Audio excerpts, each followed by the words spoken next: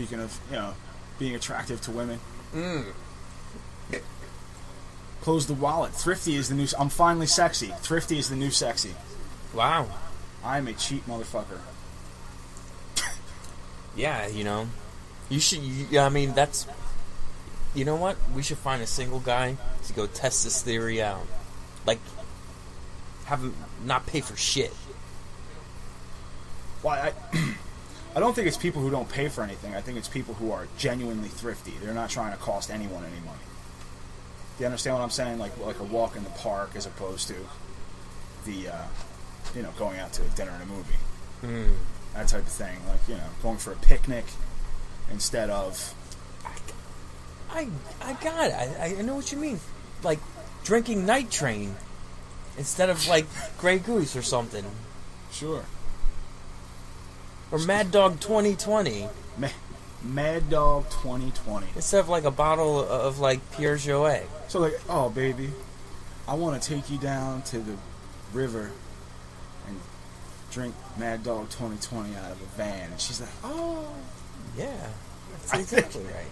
I think there are probably better ways to be...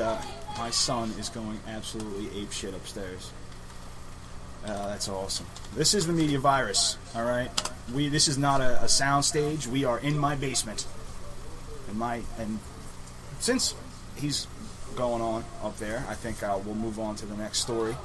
I'm just posting here. Media virus is on now. www.rockdefradio. Spell it right, stupid. rockdefradio.com.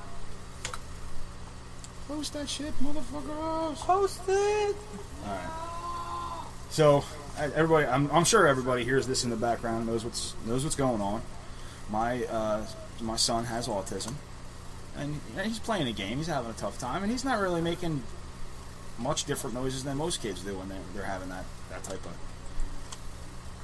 of episode. Right now, anyway, he's playing video games.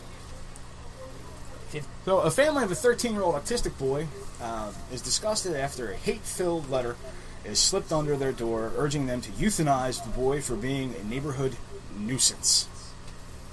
Wow, that's pretty drastic. You didn't hear about this? No. It's good stuff. It's good. This is the type of thing that makes me want to go out, and that's the picture of the kid.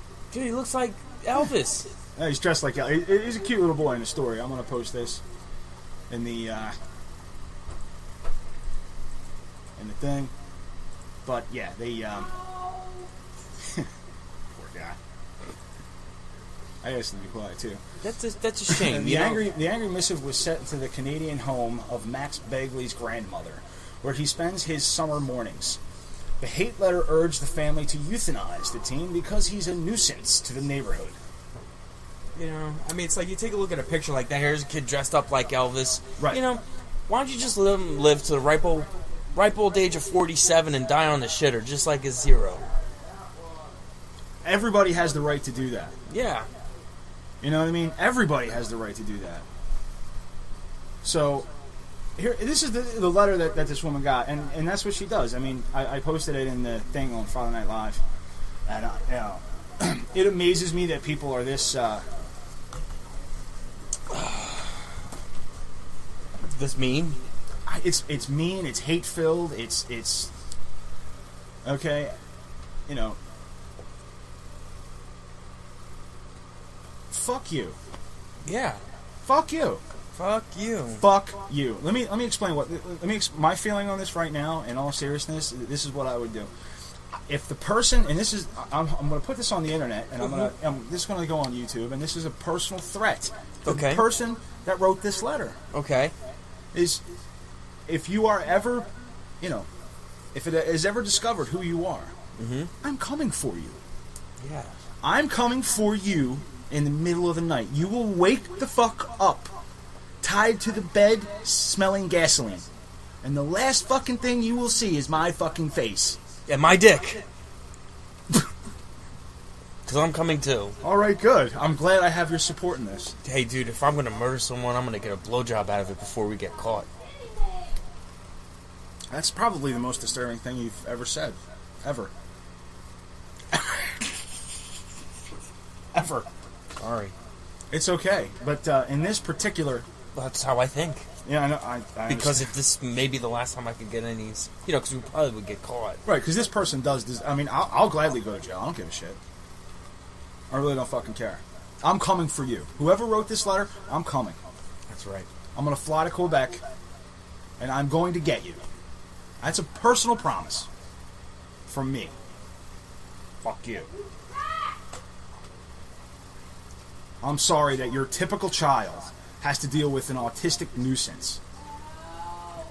Oh, my child shouldn't have to deal with all this and the screaming. I shall write them a hate-filled letter to make them move, or euthanize the child. Euthanize the child? You want to talk about euthanasia? What about the euthanasia? It's like Chinese kids, but different. Ah.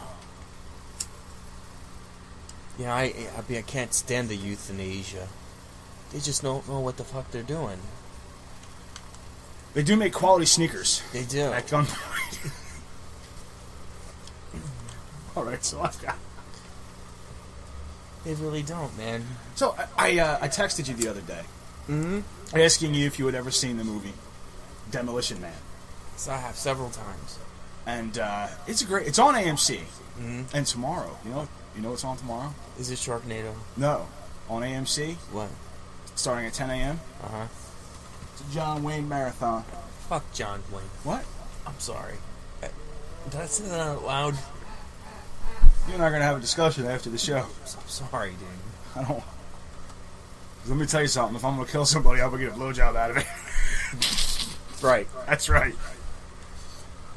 South Carolina city has unanimously approved a plan to make being homeless illegal. And because of your, law enforcement background, I wanted to get your opinion on this. A new plan has been passed which will make it illegal to be homeless in Columbia, South Carolina. That's right, if you're homeless, you will be arrested. Last week, the Columbia City Council unanimously approved a new plan called the Emergency Homeless Response, which will remove homeless people from downtown business district and place them in an encampment area. The area designated will be patrolled by police, and new residents are confined to that space. Wow. Most of us call that a prison of sorts. Whatever spin elected officials went up to put on this, it's an abuse of power. Consider this, many war-weary veterans are homeless, and now will be packed in patrolled encampments. Now, and what it is, police officers will now be assigned to patrol the city. This is the declaration. Huh. This is whatever you want to call it, the ordinance. Police officers will now be assigned to patrol the city center and keep homeless people out.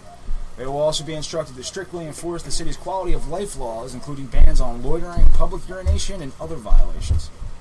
And just to ensure that no one slips through, the city will set up a hotline so local businesses and residents can report to a presence of a homeless person to police. In order to accommodate all the homeless people who will be banned from downtown.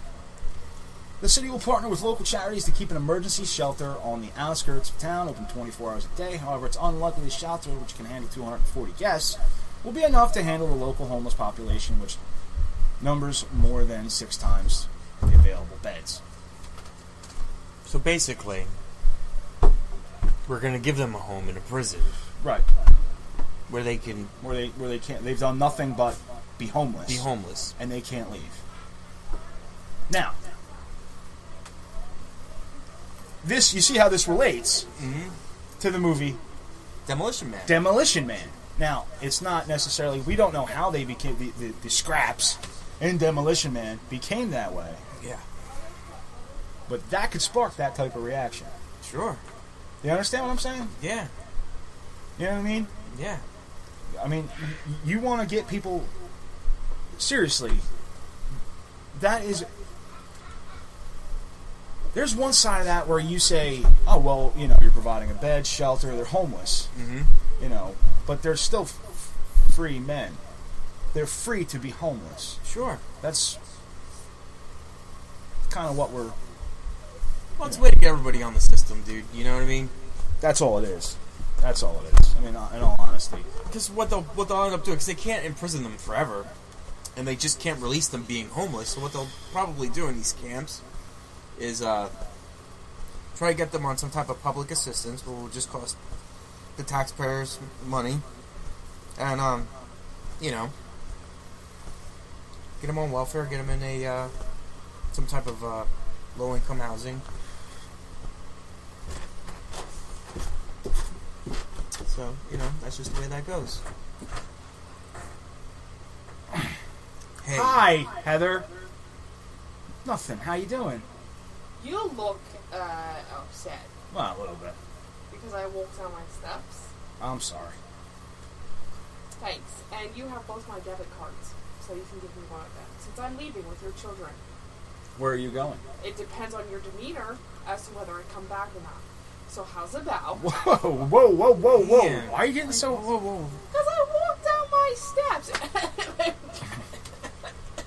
Well, you don't say anything. Like, I'm making a video. A porn? No, not a porn. You're mean. Stop being so mean. Thank you. Here, I love you. Okay. Oh, Beautiful. it's so lovely. That was. touching, wasn't it? It was. It Everybody, that was the absolutely lovely Mrs. Heather Sanazak. Bye-bye, friend. She's Waving bye-bye. she waved to us. That's right. You never know what's going to happen when she comes down the steps. She could be wanting to join us. She could be wanting to, get the debit card and That's take right. my children out, so The that debit card. people will stop hearing that thumping. Speaking of movies, since we're on the topic of movies, We're actually on the topic of the similarities between Demolition Man and the political American climate. But go ahead. I would like to talk about the similarities between the movie The Ladies' Man and my own personal life. Okay. Have you seen the movie? You know what? I have never seen the movie in its entirety. Oh, Of wow. Well, for those of you listening, all 3 or 4 of you, All 3 of you. We have dozens of fans yeah, all over the state. watch The Ladies' Man, and it was like someone followed me around and just wrote a script of my life. That's definitely so that the comparisons between your life. So how so? Well, he just goes around and humps a bunch of women. You know, and then when their husband, I don't want to ruin the whole thing, but basically when their husbands find out, they want to kill him. You know? Right. And then they finally catch up to him at the end, right? And they got him surrounded. There's like 30 dudes.